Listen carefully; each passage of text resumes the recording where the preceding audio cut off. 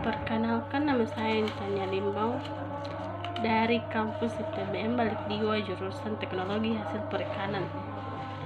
Di sini saya akan menjawab beberapa pertanyaan tentang kimia. Pertanyaan pertama, jelaskan 3 periode dalam sejarah perkembangan ilmu kimia. 3 periode yaitu pertama sekitar tahun 3500 sebelum Masehi.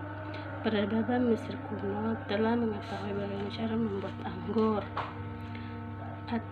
pembalseman atau pengawet mayat, dan pengolahan beberapa logam seperti timah dan tembaga.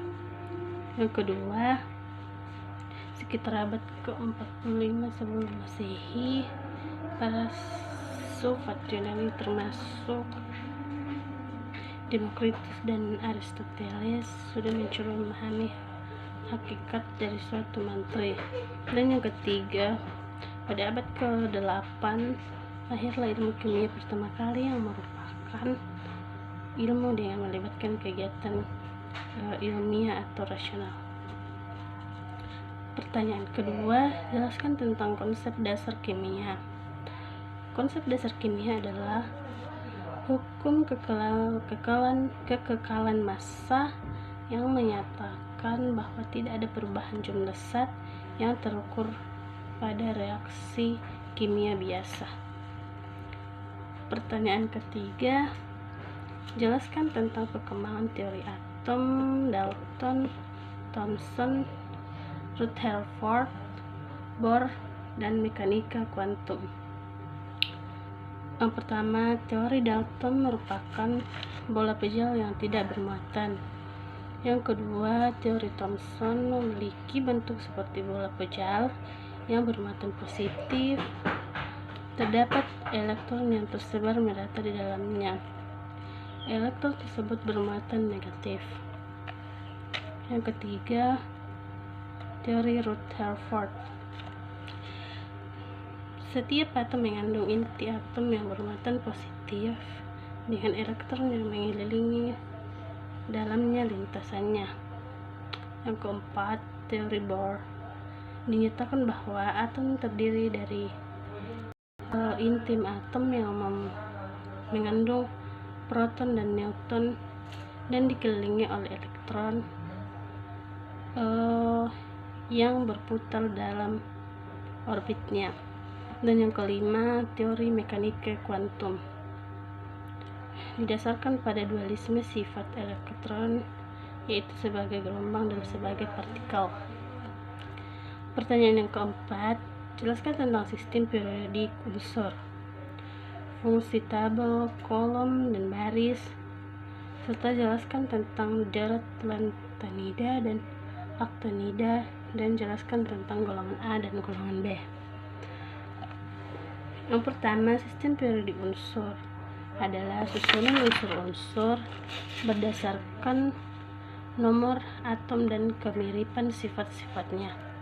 Yang kedua, fungsi tabel, kolom, dan baris merupakan penyajian data dalam bentuk tabel dengan bentuk susunan baris dan kolom yang saling berhubungan. Yang ketiga, deret lantanida dan aktinida adalah unsur-unsur transisi blok F. Sifat-sifatnya berbeda secara signifikan dengan unsur-unsur logam transisi blok D. Dan yang keempat, golongan A dan golongan B, yaitu golongan B atau unsur transisi adalah unsur-unsur yang terdapat di bagian tengah sistem periodik unsur, yaitu unsur-unsur golongan tambahan. Sedangkan golongan A terletak pada posisi terkiri dalam struktur unsur berkala. Unsur dalam golongan A ini terdiri dari 7 unsur, yaitu hidrogen, litium, natrium, kolium, rubidium, cesium, dan francium. Pertanyaan kelima, jelaskan tentang pengertian stoichiometri, persamaan kimia dan contohnya, serta rumus molekul dan rumus empiris. Yang Yang pertama, stoikiometri adalah ilmu yang mempelajari dan menghitung hubungan kuantitatif dari reaktan dan produk dalam reaksi kimia. Yang kedua, persamaan kimia dan contohnya yaitu persamaan kimia merupakan gambaran zat-zat yang terlibat dalam suatu proses reaksi kimia. Contohnya N2 dalam kurung 9 ditambah H2 dalam kurung 9 sama halnya NH3 dalam kurung 9.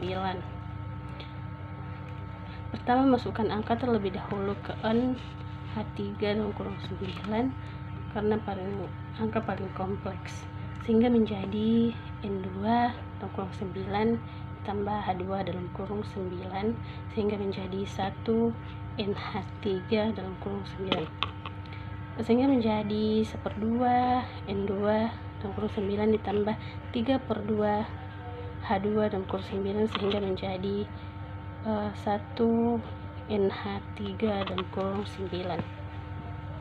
Dalam kasus ini kita bisa mengalihkannya dengan 2 sehingga menjadi N2 dalam kurung 9 ditambah 3H2 dalam kurung 9 sama halnya dengan 2 NH3 dalam kurung 9. Yang ketiga, rumus molekul dan rumus empiris.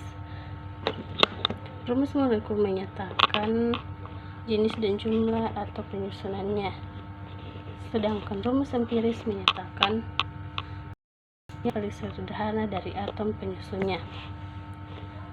Pertanyaan ke-6, jelaskan tentang ikatan ion dan ikatan kovalen. Ikatan kovalen adalah ikatan yang berbentuk akibat adanya interaksi antara dua atom atau unsur yang menggunakan pasangan elektron secara bersama-sama. Sedangkan ikatan ion adalah ikatan yang terjadi akibat adanya serah terima elektron sehingga membentuk ion positif dan ion negatif yang konfigurasi elektronnya sama dengan gas mulia. Pertanyaan ke-6 atau pertanyaan terakhir, jelaskan tentang ikatan hidrogen dan gaya van der Waals. Ikatan hidrogen yaitu sejenis gaya tarik-menarik antara molekul atau antara dipol-dipol yang terjadi antara dua muatan listrik parsial dengan polaritas yang berlawanan. Sedangkan gaya van der Waals yaitu dalam ilmiah kimia merujuk pada jenis gaya antara molekul. Demikian pertanyaan dan serta jawaban dari saya. Sekian dan terima kasih.